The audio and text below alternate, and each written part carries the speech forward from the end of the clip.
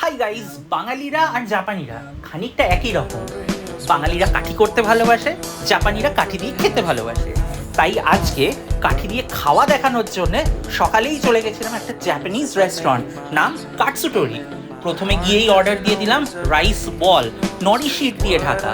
তার সাথে নিয়েছিলাম একটা লিচি কুলার ড্রিঙ্ক আর থামস আপ। এটার সাথে ছিল চিলি অয়েল আর বাঁধাকপি।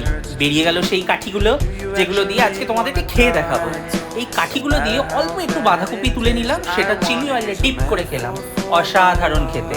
রাইস কেকটা একেবারে সাকিউলেন্ট জুসি, ভেতরে মাংসে ঠাসা। তারপর এটা খেয়ে নিয়েছিলাম কাটসু টেন্ডার্স। এই কাটসু টেন্ডার হচ্ছে অ্যাকচুয়ালি ভাজা চিকেন, কারাগেও বলে জাপানে, কভার্ড উইথ গোচুজাং সস আর ওপর থেকে মেও, কিছুটা কোরিয়ান স্টাইলের। দারুণ juicy, succulent and very tasty and crispy. তারপর মিষ্টি মুখ করার জন্য নিয়েছিলাম এই চিজ কেক। জাপানি চিজ কেক পুরোটাই ভীষণ লাইট, ময়েস্ট অ্যান্ড এয়ারি, ঠিক যেন বাঙালিদের খেতে একটা জোরে ঢেকুর তোলা। এইসব খেয়ে তারপর বাড়ির উদ্দেশ্যে রওনা হলাম। মাঝখানে দেখলাম এই সুন্দর পাহাড়টা। যাই হোক গাইস, লাইক করো, সাবস্ক্রাইব করো।